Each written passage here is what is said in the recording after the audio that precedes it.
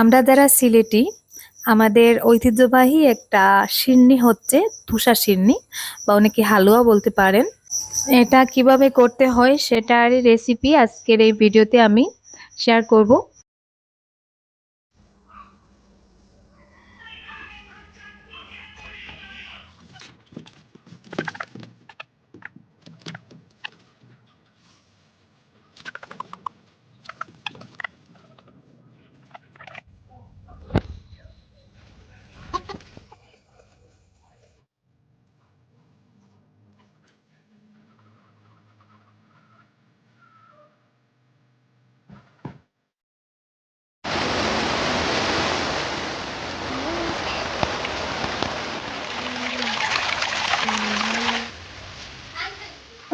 আসসালামু আলাইকুম। ভিলেজ লাইফের সাথা চ্যানেলের আরো একটা নতুন ভিডিওতে আপনাদেরকে আরো একবার স্বাগত জানাই।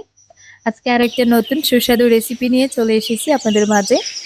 আজকে আমি আমাদের সিলেটিদের ঐতিহ্যবাহী একটা সিন্নি, যেটাকে আমরা তুষা সিন্নি বলি, তো সেই রেসিপিটাই আপনাদের সাথে শেয়ার করব। যার জন্য লাগবে কিছু ময়দা, চিনি, বাদাম, কিশমিশ। তো আমি এখন চিনির একটা শিরা তৈরি করে নেব। দিয়ে দিলাম পানি, দারচিনি, এলাচ, আর এখন দিয়ে দিব পরিমাণ মতো চিনি। তো এখানে আমি 2 কাপের মতন চিনি দিলাম। এখানে তেজপাতাও দেওয়া যায়, তবে আমার বাসায় তেজপাতাটা ছিল না, তাই আমি আজকে তেজপাতা ছাড়াই করেছি। এখন আমি প্রথমে শিরাটা রেডি করে নিব। চুলা জাল করে নিচ্ছি।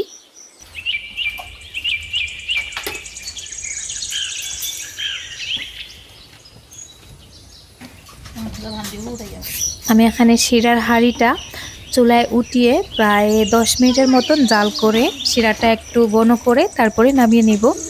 লবণটা বাকি রয়ে গিয়েছিল, তাই পরিমাণ মতো লবণ দিয়ে দিলাম। বেশ কয়েকদিন হয়ে গেছে আমাদের ঘরে সিন্নি করা হচ্ছে না।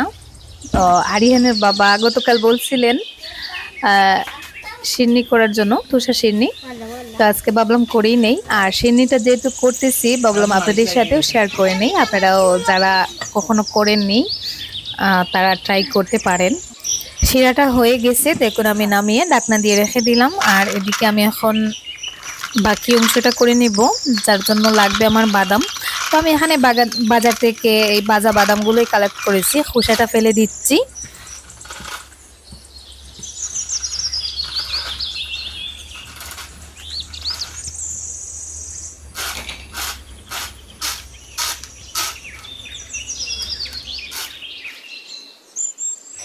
সিন্নিটা করার জন্য আমি এখানে কড়াই বসিয়ে দিচ্ছি।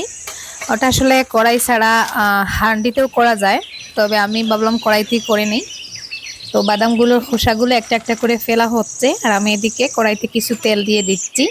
তেলের পরিমাণটা একটু বাড়িয়ে দিতে হবে। আর আরও 3-4 চামচ ঘি দিয়ে দিচ্ছি ফ্লেভারটা সুন্দর আসার জন্য। দিয়ে দিচ্ছি 1 কাপ সুজি, 1 কাপ ময়দা।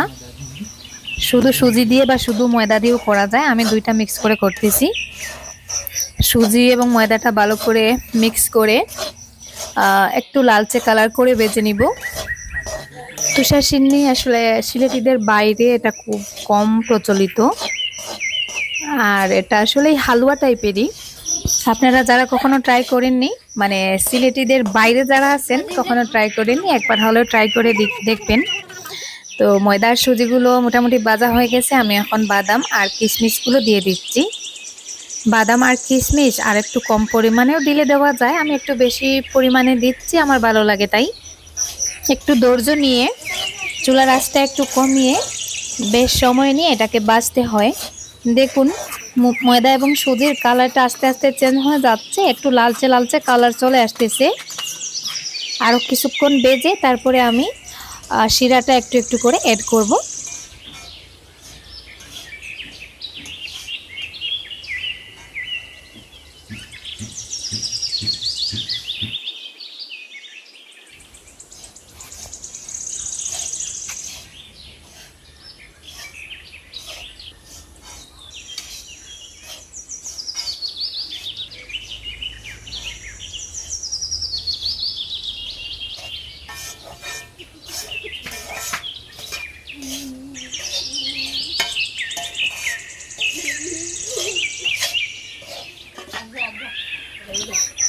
সুজি এবং ময়দাটা মোটামুটি ভাজা হয়ে গেছে। এখন আগে থেকে তৈরি করা শিরাটা আমি অর্ধেকটা আগে ঢেলে দিচ্ছি, তারপরে বাকিটা ডালবো।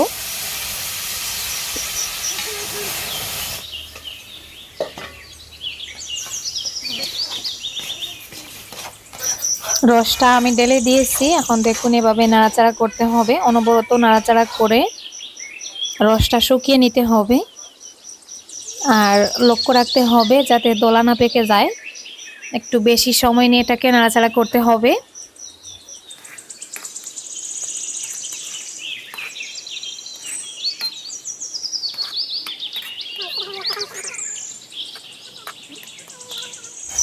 দেখুন আঠালো আঠালো হয়ে গেছে আমার সিন্নিটা, এখন রেডি হয়ে গেছে। আমি এখন নামিয়ে একটু ঠান্ডা করে পরিবেশন করব। একটু টেস্ট করে দেখে নেই।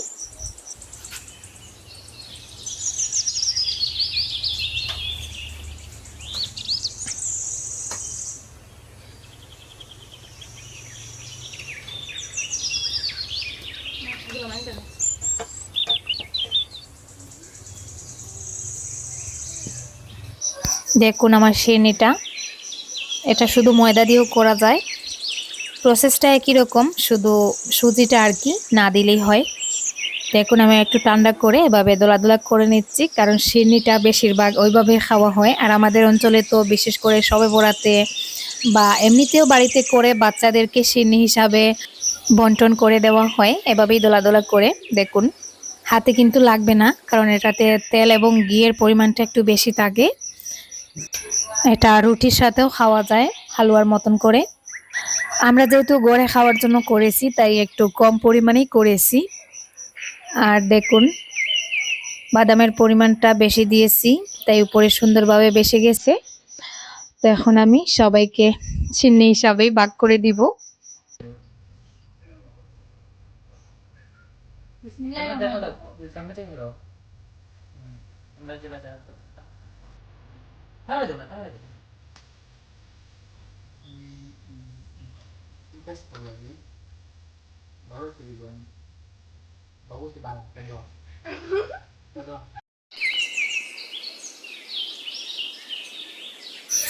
দেখুন এভাবেই হাত দিলেই ভেঙে যায়। তো যাই হোক, খেতে কিন্তু ভালোই একটা মজা এসেছিল। আর বেশ কয়েকদিন পর খাচ্ছি, ভালোই লাগতেছে। আমাদের অঞ্চলের খুবই পরিচিত এই সিন্নিটা, কারণ গড়ে গড়ে কিন্তু সময় বা সিজন এলে দেখা যায় এটা করা হয়। আর আপনারাও যারা করেননি ট্রাই করে দেখবেন, ইনশাল্লাহ ভালো লাগবে। কিসমিস বাসিয়ে ফেলাই না বাবা, কিসমিস মজা তো। ধন্যবাদ সবাইকে আমাদের ভিডিওটা দেখার জন্য।